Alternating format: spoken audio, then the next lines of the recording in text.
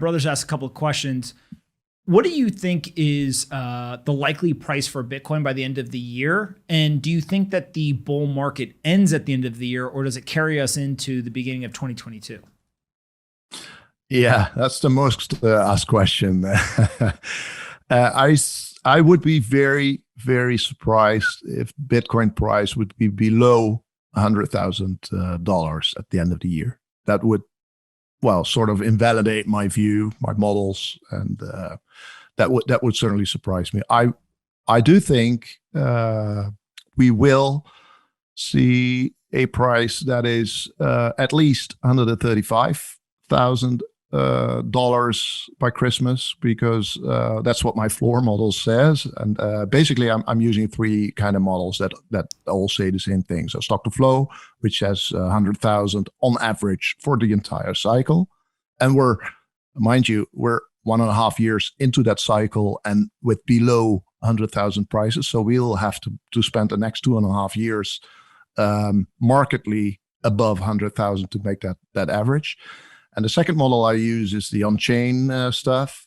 That on-chain stuff is really good at identifying bottoms and peaks. So we're now talking peaks, of course. So I know quite certain, not guaranteed, but I will have high confidence in that the on-chain indicators will signal a top. And if we look at the on-chain signals right now, I would say that top is at least a couple of months, say 6 months from here. So that would be end of Q1, maybe later. And then the third kind of models that I use, of course, is that floor model, the 135,000. That's not based on stock to flow. It's based on other. It's a proprietary thing, but it's based on other stuff, technical and on chain.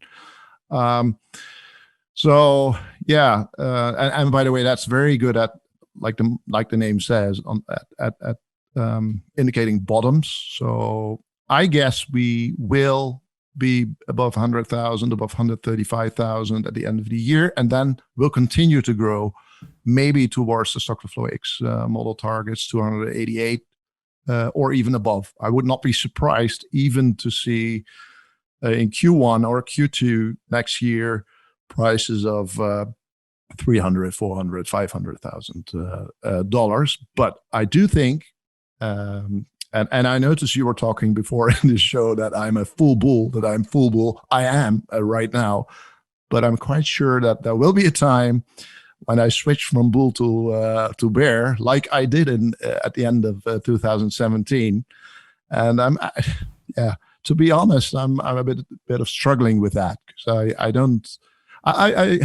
don't want to disclose it, because I want to at least disclose it responsibly and not be responsible for triggering the bear market. So if people have ideas for that, I think they're very welcome. And so when you think about that $288,000 price, I think a lot of people have heard you say that before. But when you say that it could go higher, $300,000, $400,000, $500,000, is that just pure kind of FOMO and a blow off top that drives that? Or is there something else that you're looking at that shows that, hey, maybe we do go past that 288 that the stock to flow model has there? No, that will indeed be a FOMO, and that will be very clearly marked in the on-chain analysis, which is looking for certain kinds of transactions that which I called them before, but those are FOMO transactions. So if the algos see the FOMO kind of transactions coming in, then the end is near.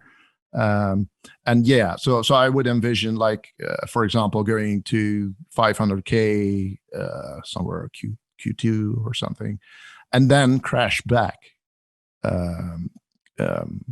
Maybe 80% again to 100K, have a bit of a bear market, and then continue another cycle starting with the halving in 2024.